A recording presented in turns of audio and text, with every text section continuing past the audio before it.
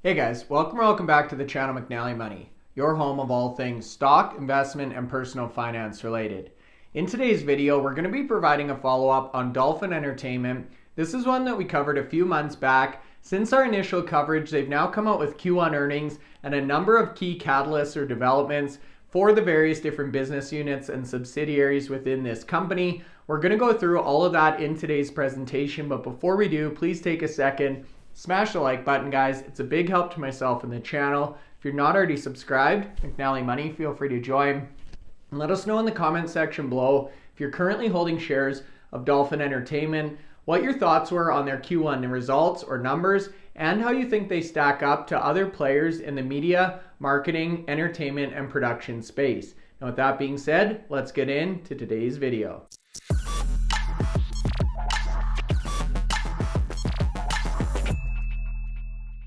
Okay guys, so that's right. Today's video, we're going to be providing an update on Dolphin Entertainment Incorporated, trades on the NASDAQ in the United States under the ticker DLPN. This is as of Wednesday, May 22nd, about mid-session. You can see Dolphin is currently down about 3.5% or just north of 4 cents per share, trading hands just shy of $1.11 US. Now, we covered Dolphin about 2 months ago on the channel. At that point in time, they were trading hands for $1.25, so you are able to pick up shares at a slightly better rate here towards the end of May. And as you can see on a 1-month chart, essentially trading in about the $1.10 to the $1.33 range. We saw a local high on May 16th of $1.33.5, and again able to surpass $1.30 back on the 29th of April. Now, as we learned in our last presentation, Dolphin Entertainment, together with their subsidiaries, which we're going to look at again in today's video, operate as an entertainment, marketing, and production company in the United States with a long list of services both in the entertainment, publicity, and marketing segments. Now, if we jump over to the newly revised corporate website, I'll leave this linked in the video description below as well. You can see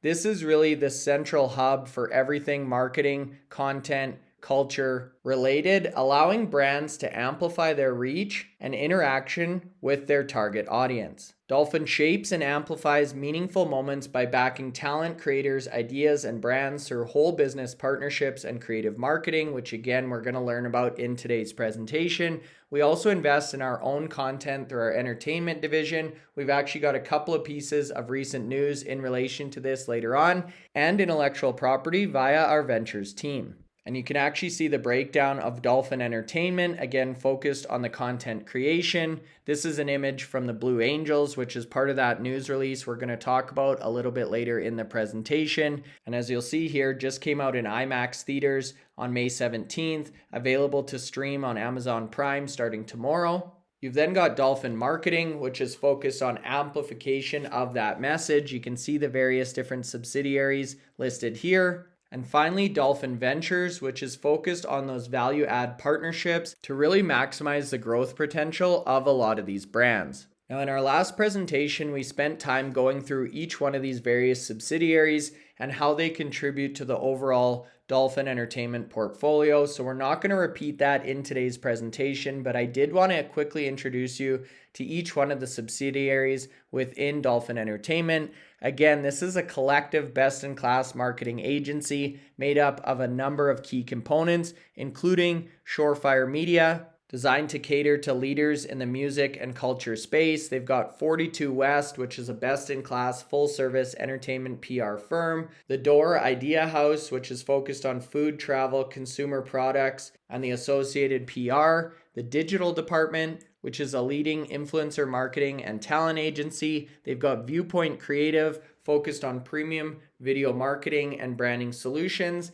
Then Dolphin Films, of course, creating, developing, and producing quality content for families. And then finally, the Special Projects Division, which we just talked about, an event agency firm focused on media, fashion, and lifestyle brands. Now, we mentioned Dolphin Entertainment is a worldwide leader in the marketing, entertainment, and production space. You can see multiple different subsidiaries listed under the most powerful 50 PR firms in the US. So this was actually put out by the New York Observer, with Dolphin Entertainment achieving 3 out of the 50 top spots, with Shorefire Media, 42 West, and The Door Idea House all securing their position in that ranking. 42 West was also ranked the #1 firm in entertainment and has an extremely impressive history in terms of Emmy Award nominations and wins. And then Viewpoint Creative was actually recognized by Clio for their award-winning content. Just a few of the accolades within the Dolphin Entertainment portfolio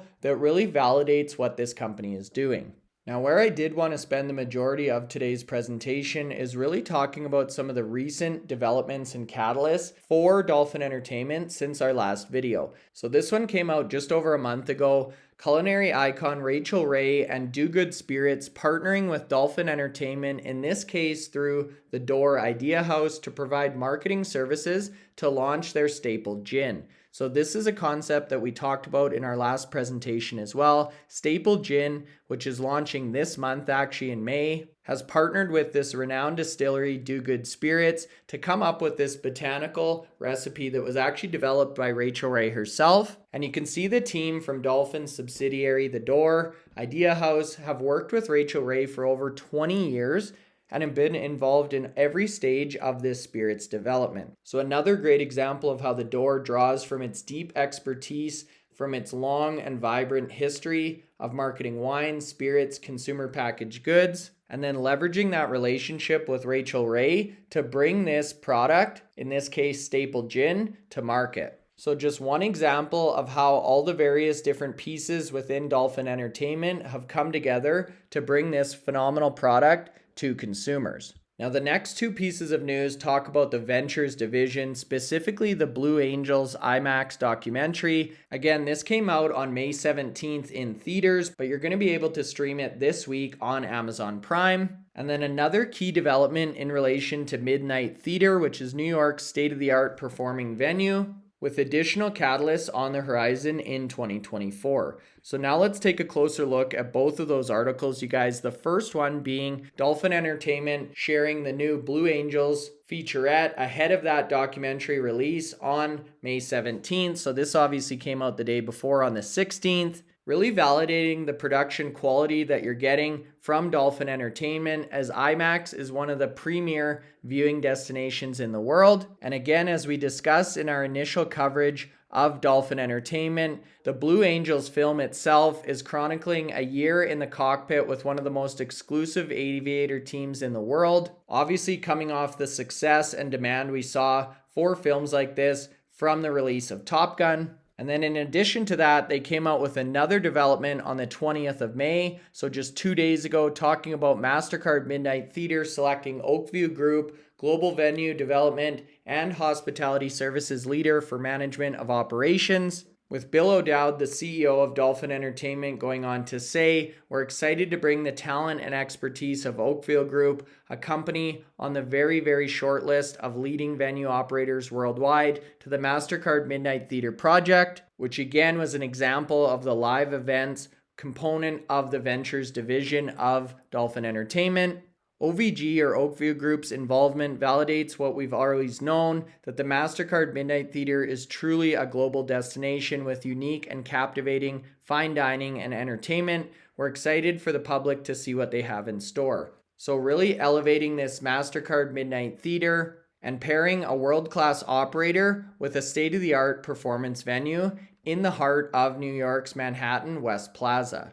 Now, as if that wasn't enough developments or catalysts for Dolphin Entertainment, they also came out with Q1 earnings on the 14th of May, showing a 54% year-over-year increase to a record $15.2 million of revenue and reporting positive adjusted operating income of $1 million compared to an operating loss of 1.9 in the first quarter of last year. So huge year-over-year comps, you guys. And sequential quarterly revenue growth of 27% versus Q4 of 2023, with Bill going on to talk about these financial highlights and the fact that they are concentrating on organic expansion among their top tier marketing entities and launching complementary ventures, which we just looked at a steady pace. Now, the ventures themselves are going to provide them with ownership stakes in assets, which can work in tandem with their other marketing skills. And what's so great about this is they anticipate Dolphin will be able to secure ownership stakes in the majority of these partnerships without the necessity of an upfront cash outlay. So reducing risk for investors in Dolphin Entertainment, but increasing the overall exposure or value for the business. And they then go on to talk about some of these key catalysts, which we just looked at, including the launch of Staple Gin, the Blue Angels IMAX premiere, MasterCard Midnight Theater, and then mention some additional catalysts coming up in the back half of this year or next. So overall, you guys, very encouraging quarter for Dolphin Entertainment. A lot of developments really coming together at this company. I would encourage you guys to go in and take a closer look through the Q1 financial and operational highlights. They do a great job of breaking down each one of these subsidiaries and some key developments within each. And I'd also be curious to hear your thoughts in the comment section below, specifically if you're already holding shares of Dolphin, your outlook on the brand overall, and how you think they stack up to some of the other competitors in this space. Now, if you're still watching the video at this point, hopefully you found value. Make sure you smash the like button, you guys. Big help to myself and the channel. If you're not already subscribed to the channel, McNallie Money, feel free to join and leave a comment in the section below if you have any additional questions about Dolphin or their subsidiaries that you'd like me to address in our next video. That's all for now, and we'll see you in our next video.